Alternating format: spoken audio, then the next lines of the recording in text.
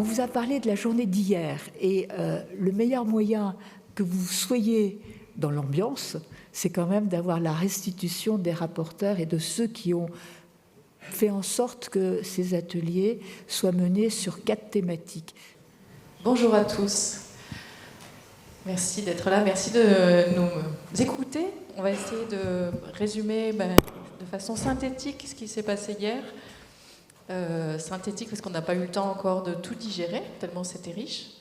Et puis parce que le programme de la journée est chargé. Donc vous rappelez que c'était donc des ateliers qui avaient lieu donc dans la commune d'à côté, au Pouliguen, dans une salle de la mairie, où nous avons travaillé donc sur ces territoires sensibles à partir d'initiatives très très locales et très très variées pour monter petit à petit sur des enseignements et des pistes de travail. Puis l'après-midi, nous avons restitué les ateliers du matin et il y a eu une table ronde avec essentiellement des élus.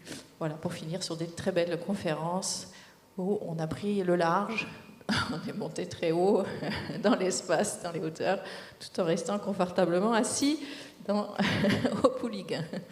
Voilà, donc on va essayer de vous restituer de façon synthétique, savoir qu'on était à peu près une 50aine de personnes et un panel très varié d'expériences, puisque nous avions à la fois des élus locaux, des entreprises, des chercheurs, des enseignants, des étudiants, des agents des collectivités, tous plus ou moins porteurs ou se mettant en relais d'une expérience, et ces expériences étaient très très variées.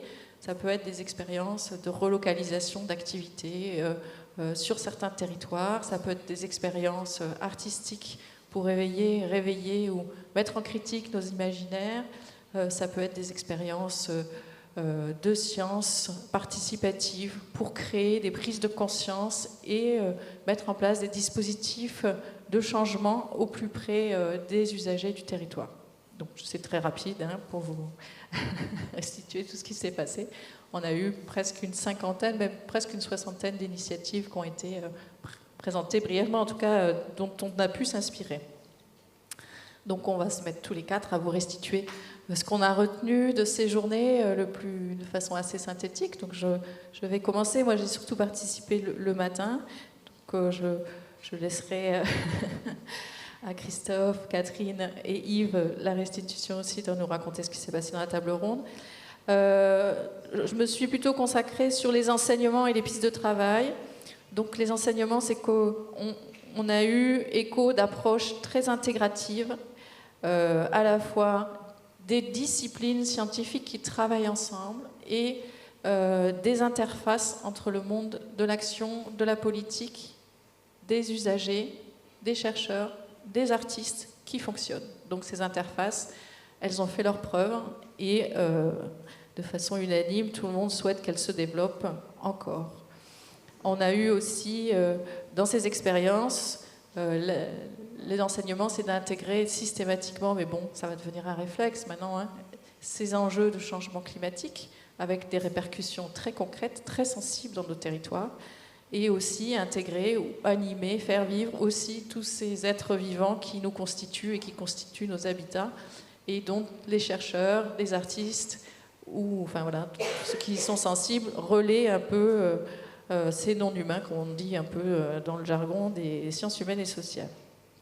Autre chose aussi, ces approches qui favorisent de mettre en lisibilité, en visibilité, en sensibilité, à la fois ces espaces du tout petit, du microcosme, jusqu'à l'espace.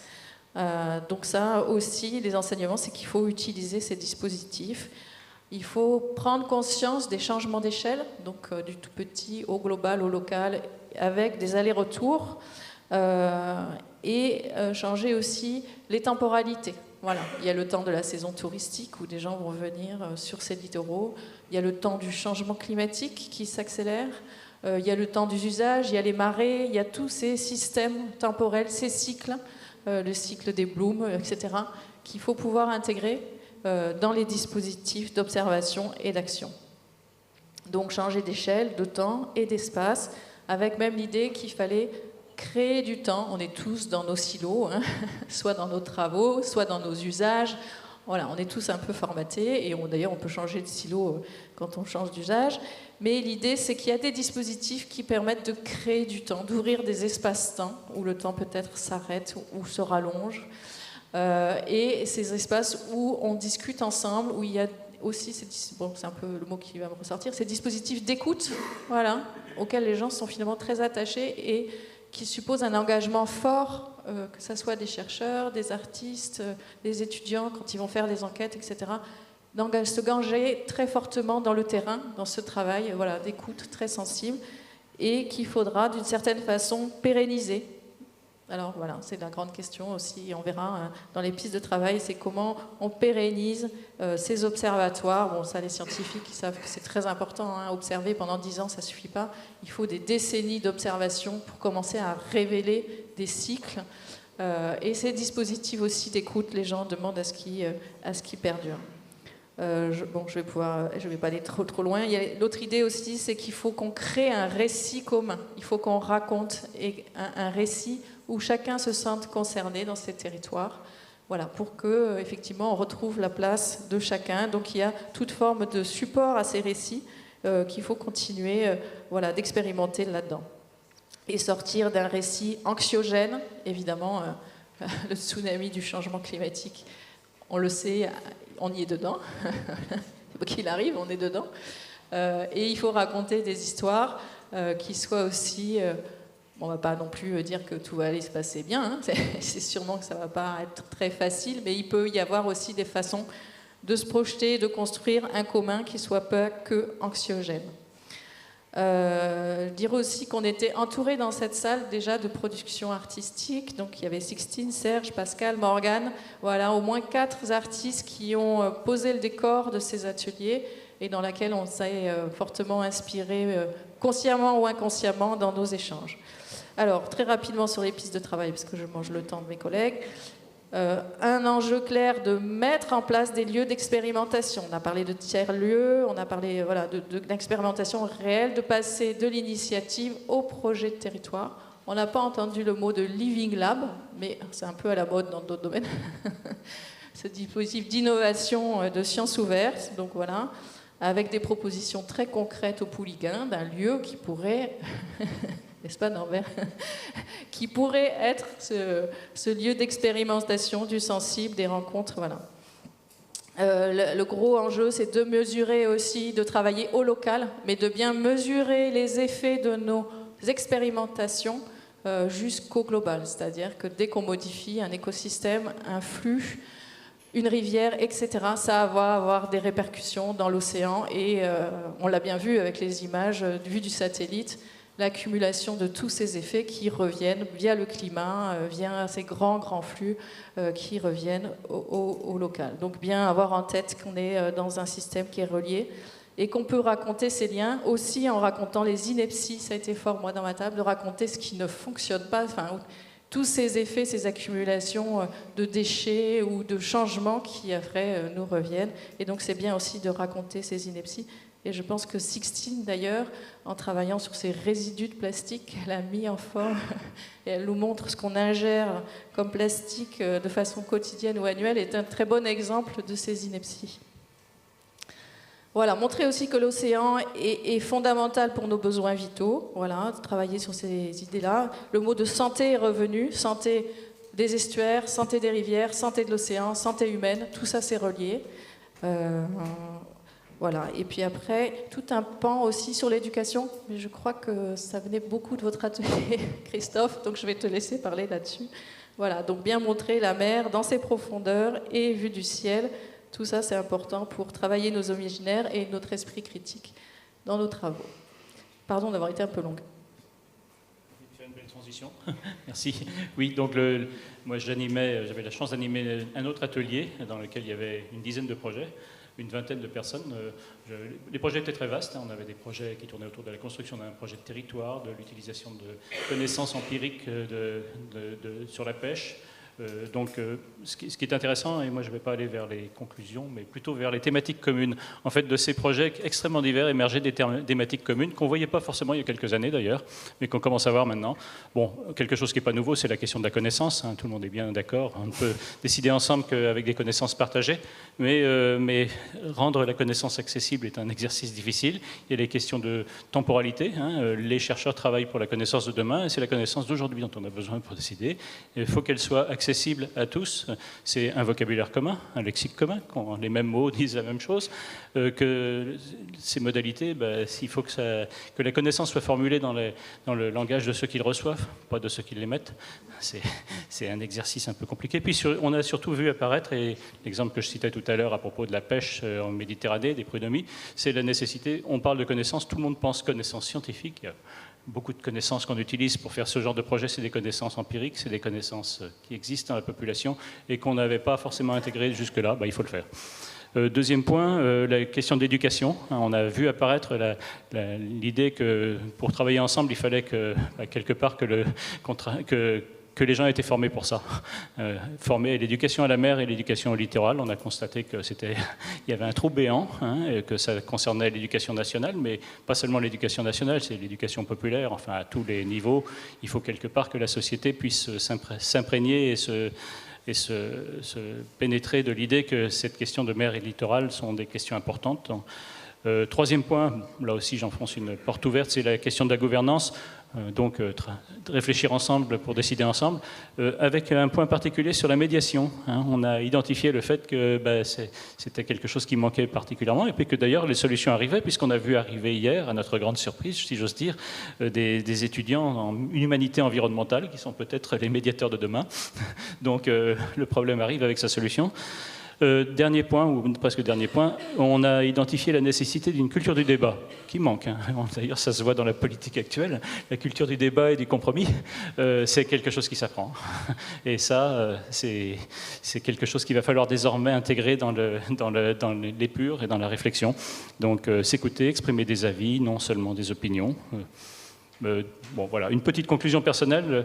La gestion intégrée, puisque c'est de ça qu'on parle, pendant longtemps, des gens dont j'étais regardaient surtout le côté gestion, du côté des sciences dures, j'allais dire des sciences inhumaines et asociales, et sont en train de s'apercevoir que de l'importance des sciences humaines et sociales dans l'affaire. Ça, c'est un premier point. Et le deuxième point, mais c'est une évidence là aussi, quel que soit le projet, il n'y a pas de réussite possible sans une intégration sur le long terme de tous les acteurs. Ça, c'était quelque chose qui ressortait dans les réussites, c'est quand on l'a eu, et dans les échecs, quand on ne l'avait pas.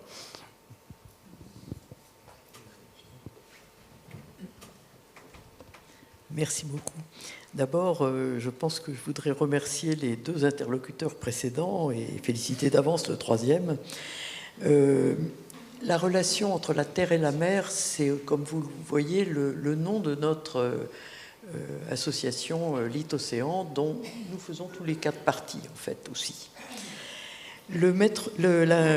Rendre compte de la conclusion d'hier, d'abord, Charlotte l'a fait remarquablement dans tous les détails, donc moi je vais être beaucoup plus résumé et catégorique, si je puis dire. Il y avait un maître mot qui était co-construction.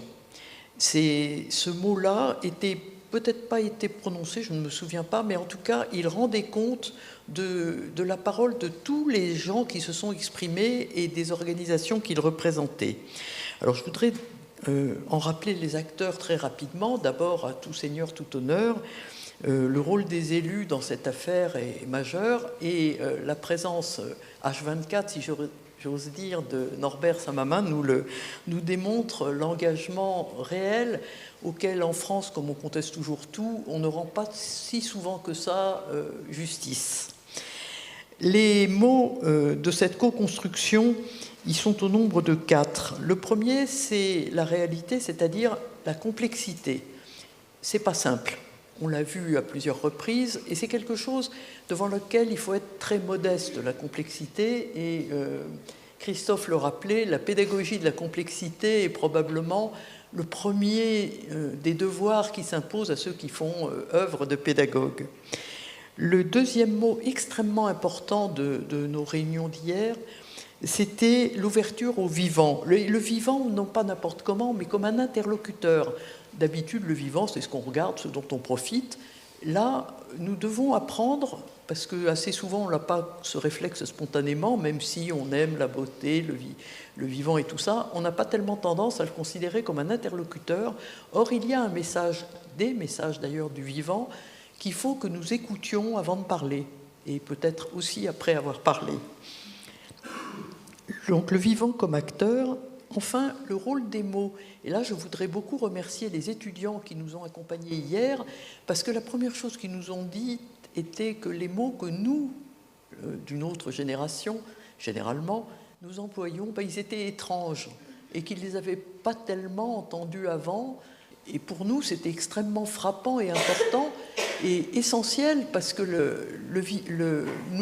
la vie appartient aux plus jeunes, contrairement à ce qu'on raconte la plupart du temps quand on salue avec respect les vieux Shibani, si je peux me permettre d'utiliser cette expression. L'essentiel, aujourd'hui, ce sont les générations montantes.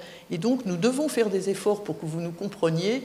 Et merci d'avoir osé dire qu'en fait, ce qu'on racontait était bizarre. Le dernier point que je voudrais souligner, parce qu'il est extrêmement important et qu'au fond, il résume peut-être le reste, c'est que le langage commun que nous pouvons partager spontanément, c'est l'art. L'art est un langage, et ce langage peut nous réunir spontanément à tout moment. Hier, et bravo aux organisateurs multiples de ce qui s'est passé et de ce qui se passe encore, c'est qu'ils ont donné toute leur place à l'art, qui est en fait effectivement une pédagogie du vivant à tous les sens du terme. Et donc, je pense que c'est quelque chose qu'il faut que nous n'oublions pas du tout. Le monde nouveau, nous pouvons l'y atteindre par l'art. Alors, la conclusion, vous permettrez, puisque j'ai l'honneur de présider l'association Lit-Océan, dont le O majuscule était destiné à montrer que le lien entre la terre et la mer, en fait, tout le temps du dialogue terre-mer, il faut comprendre que nous sommes à la fois dans l'océan et sur la terre. On est venu comme les poissons anciens de la mer, mais nous ne sommes pas séparés. C'est notre monde, l'océan, autant que la terre. Donc, Lit-Océan, on s'est fondé pour ça, si je puis dire. Et alors, je vais être atrocement prétentieuse, mais c'est le rôle des présidents. On est ravis que notre chemin un peu solitaire depuis 14 ans, d'être rejoint par le peloton. Et donc, je remercie tout le monde de participer maintenant à ce dialogue tellement important qui est en fait notre voie unique, la Terre et l'océan réunis, terre-mer, comme le dit le projet. Alors Yves, tu es aussi à Lit-Océan, mais tu as d'autres responsabilités qu'il est important de souligner. Merci. Bon, je vais clore à la suite des trois interventions et peut-être pour essayer de tracer un peu aussi le futur à partir de toutes ces discussions qu'on a eues. En fait, beaucoup, vous l'avez compris, la perception du sensible sur les territoires. Aujourd'hui, on va parler peut-être davantage des mécaniques, où le mot n'est peut-être pas très bon, mais en tout cas de cette phase de transition dans tous les domaines, dans les domaines portuaires, en matière de réindustrialisation des territoires, en matière de lien entre la recherche et l'innovation. Et finalement, on a traité déjà tous ces problèmes hier, mais de manière sensible, je dirais, à travers la perception des acteurs. Et on voit bien que, effectivement, c'est pas le devenir de littoral et de la mer, c'est pas l'affaire de quelques spécialistes ou de quelques experts et de décideurs politiques, mais ça doit être l'affaire de tout le monde. Et par rapport à ça, je ferai quand même une remarque. On a vu hier qu'on est beaucoup encore dans le littoral au quotidien. Je dirais, on parle encore assez peu de la mer au quotidien. Et justement, je crois que... Mais il y a des prémices. Je crois que par rapport à ce que tu disais tout à l'heure, Christophe, que par rapport à, oui, effectivement, à quelques années, de plus en plus, on voit les acteurs des territoires littoraux s'intéresser à ce qui se passe en mer. Et je crois que l'enjeu, il est là, effectivement. C'est cette appropriation. S'il n'y a pas appropriation des enjeux de la mer, au-delà de la plage, je dirais, ça sera difficile de faire en sorte que, effectivement, demain, ces documents stratégiques de façade dont tout le monde parle, enfin tout le monde, pas tout à fait, parce qu'il faut savoir que ces documents stratégiques de façade, aujourd'hui, restent largement ignorés au niveau local. Et je crois qu'on en a eu largement l'illustration au moment du débat public. Effectivement, les gens se disent et redisent, mais qu'est-ce qui se passe? Nous ne sommes pas au courant de ce qui se passe. Et pour ça, effectivement, il y a un travail énorme à faire sur cette transition des connaissances et je dirais cette transformation des connaissances. Il ne suffit pas de dire et de parler de rapprochement, de recherche vis-à-vis effectivement des acteurs des territoires, mais véritablement de transformation de la connaissance, des connaissances sur un niveau interdisciplinaire pour en faire de l'information utile pour la gestion. Et effectivement, tu l'as dit Charlotte, on a beaucoup parlé des tiers-lieux. Je crois que ça, c'est quelque chose de fondamental. Et on a certainement, par rapport à un pays comme le Québec, on a certainement beaucoup de retard là-dessus. On sait que, heureusement, on a maintenant le débat public qui donne de l'envie aux acteurs des territoires, effectivement, de dire « Ah oui, on a discuté pendant un certain temps, mais comment prolonger ce dialogue? Comment faire en sorte qu'il y ait un dialogue continu, effectivement, qui s'instaure dans les territoires, aux échelles de là où les gens vivent. Et je crois que toute la question est là, et ce qui est ressorti de manière très forte hier, c'est comment créer effectivement ces tiers-lieux pour faire en sorte que la connaissance transite et soit appropriée par rapport à la terre, au littoral, mais aussi à la mer.